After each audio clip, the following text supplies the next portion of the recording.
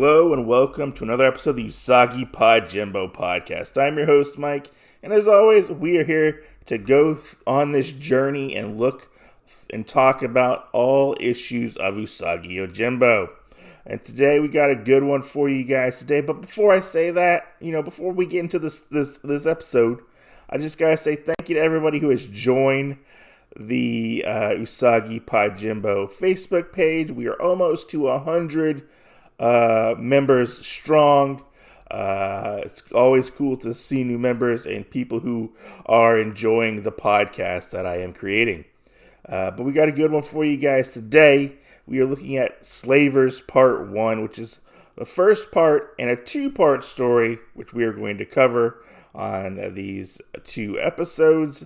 But our story starts out in Slavers Part 1 with a young boy running for his life. And the young boy is running through the forest at nighttime. He's huffing and puffing. He's like, I can't do this. I can't do this. Off in the distance, you hear, hey, I think I see him over there. He can't be far. So this boy is running. And he's like, I can't go back. I can't go back. He's running for his life. And they're like, oh, I can hear him. This way, over here. And we happen to see that this boy has shackles around his legs. And he ends up actually tripping over a log, and his shackles get caught. The branch snaps, and our young boy, he's a bear character, we'll say young unfortunate child, he is at the feet of Miyamoto Usagi, our main character for this series. And we see this young boy, and he's like, you're not with them. Can you help me? Don't let them take me back. And we see the slavers, and they're like, just walk away, Ronin. This matter doesn't concern you. And the little boy, he is scared, and he says, save me, samurai. And Usagi stoically says, this boy is shackled, but you aren't a person of authority, are you? No, you're not. And we see the slavers, and they say, you ask too many questions, vagabond. And they're like, kill him. And they go on to charge Usagi. And they're like, and they jump off and charge him with their swords drawn. And Usagi tells the boy to stay back. And he happens to take care of these slavers, these brigands, whatever you want to call them, with ease. But one happens to show up with a bow and arrow, and he happens to say that those are incompetent fools, but I'll avenge them, Ronin. And we see the young boy actually picks up a rock and actually throws the rock at the archer, hitting him square in the head, knocking him out. Usagi goes up to the man who was knocked out, and he tells the boy, good throw, you knocked him out. Now, what is this all about? Let's start with your name, boy. And we find out this young boy, his name is Hiro. He is from the Higashi village. His father is the headman there, and Usagi tells Hiro to undo the belt from the dead. Hiro will use it to tie this guy up. So go on with your story. And we get into Hiro's story as they start to tie up this man to a tree, and we learn all about what exactly happened for Hiro to be shackled and used as a slave.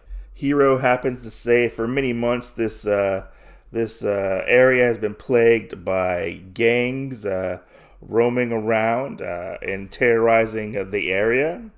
And this one guy, his name is Higashi. Higashi is a peaceful village, and so 2 months have gone by, and we hired a band of protectors led by a General Fuji, and they end up asking the villagers to build a wall around the village. And after they're like, oh yeah, let's build a wall around the village. It'll definitely help with things and protecting us, obviously. So they oblige the people that they eventually hired, and it turns out the General Fuji and Yeah, Fuji and his men are actually the people who have been terrorizing the villagers in this area, and they end up actually showing their true colors as they would, and the villagers are just poor farmers, and they have to work for their food and whatnot. But now they're working for the people who are holding them hostage, basically turning them into slaves. Which is, they watch them like hawks apparently, and they put shackles around their ankles, and they work them in the fields at night, and they're chained up together to prevent them to escape and whatnot. So this is a very horrible life that these poor villagers are leading. One day they actually find out, well, the brigands find out that they're running low on sake, and they end up taking a bunch of rice to another village, and they take Hiro with them to feed and tend to the horses. They end up bringing a bottle of wine with them, and while they're drinking, Hiro finds a chance to actually escape. He hops on a horse, and this horse is so much bigger than Hiro. It's crazy to see. He hops on the horse, and he thought he was going to get away because all the men are all drunk and inebriated and whatnot. But the archer was not, and he actually shoots the horse in the side of the neck. But Hiro manages to elude them for a while, and he keeps running and running, and that's when he ran into you being Usagi. As Hiro is telling Usagi all this backstory, Usagi is trying to get Hiro's shackles off, and Hiro says, "Please help me, samurai." And Usagi's like, "Okay, at least your legs are free. That's good." And Usagi says, "How soon before the harvest?" Because that's what the brigands are working towards, is they want the harvest to basically, if I remember correctly, sell and make a bunch of money, is what I remember. If I'm remembering wrong, I can't remember exactly what they're doing. They're like, "Oh, what?" Hiro's like, "Oh, any day now. After they gather the harvest," Usagi says, "the gang will have no reason to keep the villagers alive. So eventually, the villagers will go bye-bye and never wake up." Usagi tells Hiro that he is going to need to gain his father's trust. So what is something that Hiro only knows that he could tell Hiro's father? Usagi could tell Hiro's father. And he's like, "Remind him of the story where I caught this really big carp in the river with my bare hands. It was bigger than me." And so Usagi's like, "Okay, I'll do that." And Usagi tells Hiro to go to the next village, tell everybody what exactly happened, your story, and hopefully we will get sent help. And as Usagi is getting ready to leave, and Hiro is getting ready to leave, we see that the archer brigand wakes up, and he's like, "Hey, what about me?" And Usagi's like, "Oh, you're awake now, aren't you? Well, you can't cause any more trouble tied up like that. You should be okay. We'll wait. You'll wait for the authorities right here, tied up to this tree."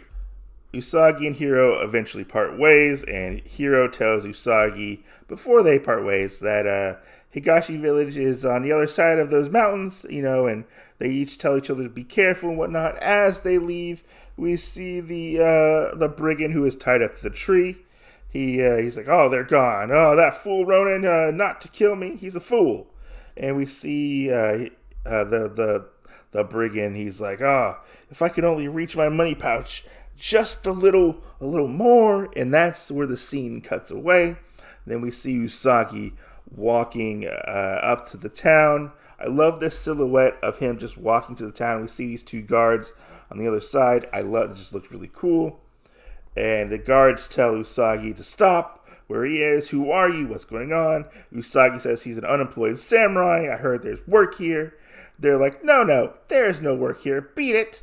And they're like, "Get out of here." And he's like, "You think you can make me move?" And then they jump to conclusions. They're like, "You're a dead man. We're going to kill you." And Usagi ends up taking the hilt of his sword and beating them with it using his awesome martial arts, also refraining from actually killing them.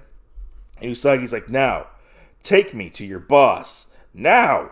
And he hits him over the head and kicks them, showing his dominance. And they're like, follow me, I'll take you to see the general. And one of them's like, maybe we can use a guy like you after all, because you're awesome samurai skills. Usagi ends up meeting General Fuji, and he gives the spiel, oh, I am Miyamoto Usagi, I'm a sword for hire. I ran into these 4 men last night. They said, you're always on the lookout for another sharp blade, and the guys he beat up earlier definitely back Usagi up, and they're like, yeah, he's really good, you should get him. And General Fuji is like, what you say could be true, since you seem to know about our setup here. Or you could be an authority sent to take me out, basically. And Usagi's like, well, if I was an official, would I really come here and deal with all this stuff, and just come full force at you? No, I wouldn't. And ask you for a job? No, I really wouldn't. So I like the fact that Usagi is doing undercover work in a sense. Like, he's pretending to be a bad guy. In reality, he is not, But General Fuji says, like, okay, I'll believe you for now, Miyamoto Usagi. You're one of us. But if you betray me, I'll kill you myself, understand? And General Fuji tells the men to take Usagi to the fields to show him around. And General Fuji's like, those 4 should be back by now, regarding the people earlier with the sake and stuff like that. But he will end up watching Usagi very closely because he doesn't necessarily trust Usagi at this moment. Usagi and the men go to the fields, and we see that they're working the fields, and they're like, oh, work faster, y'all are lazy, get to work, you gotta meet your quota. And Usagi meets the man barking orders around in this area. He's like, his name's Ho, apparently. Ho, and this is Usagi. The general just hired him. He's like, good, we need all the help we can get. And Usagi's like, right, which one of these guys is the leader? Referring to the people who are being held captive.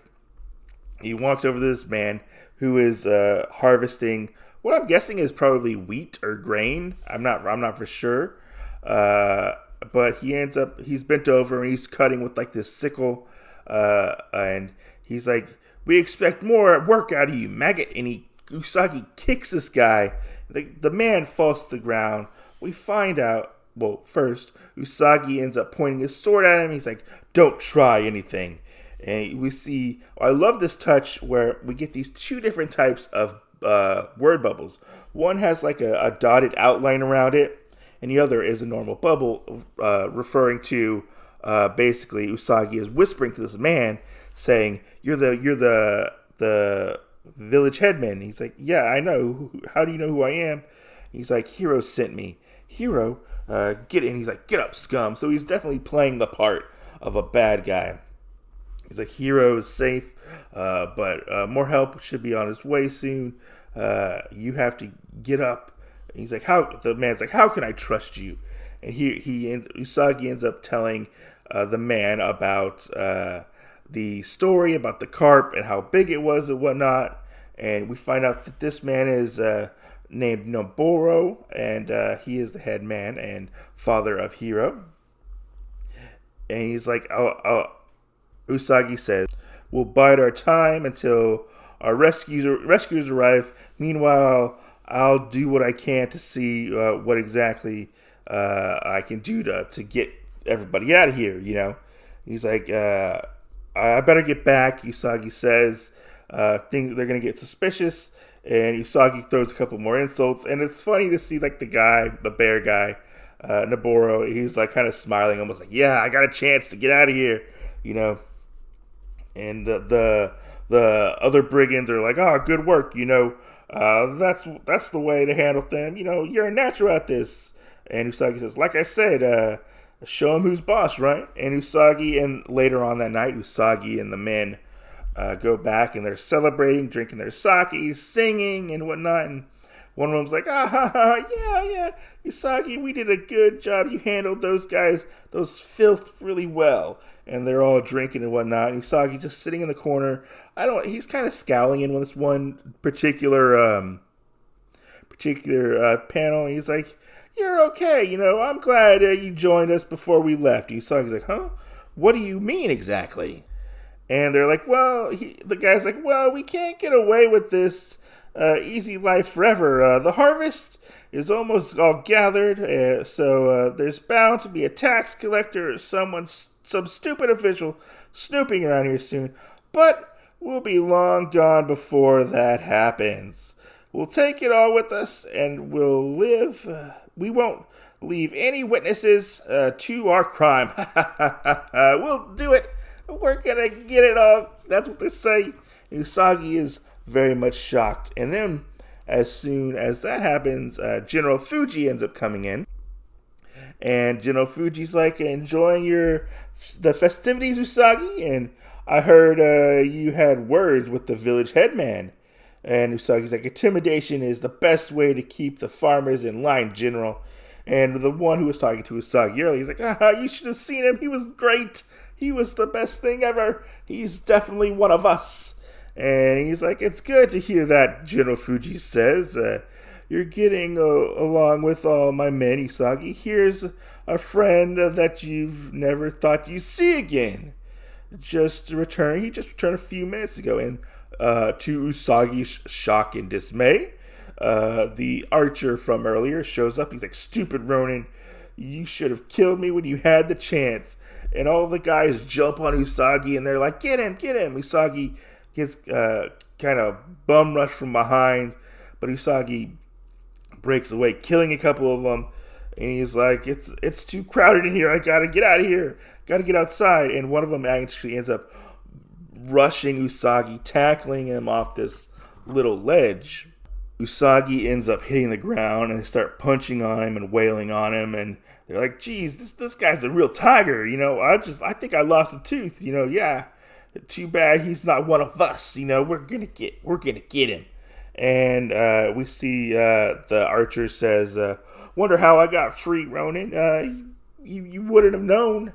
You should have killed me before you had a chance, basically. But I always keep a lucky arrowhead in my coin purse, and that's how I got out. And you can forget about the help coming." The guy says, "Because I tracked down the kid, and I killed him. So there will be no help. You're the only help they have, Usagi. We know that." And then General Fuji ends up saying, "You'll pay for your deceit," and slaps Usagi in the head and actually knocks Usagi out. And we see the next day, they're like, "Wakey, wakey, slaves. It's almost sunup. Time to work the fields. Wake up. You heard me. Get up. We won't tolerate disobedience." And all the slaves start to get up, and they're like, "Outside. We'll issue your farming tools." And he's like, one of them's like, I can't do this anymore. I can't." And one of them's like, "Courage, remember, help is on the way." And we see, I think that's Hiro's dad, Noboro, saying that. And we see General Fuji out there. He's like, "Good morning. Ready to put in your hard work today? But before you go out there, you should meet your rescuer." And this is where our issue ends. For the first part, our issue ends. They throw Usagi down to the ground, tied up. He splashes into mud, and our slaves are all freaked out and surprised that Usagi actually got caught.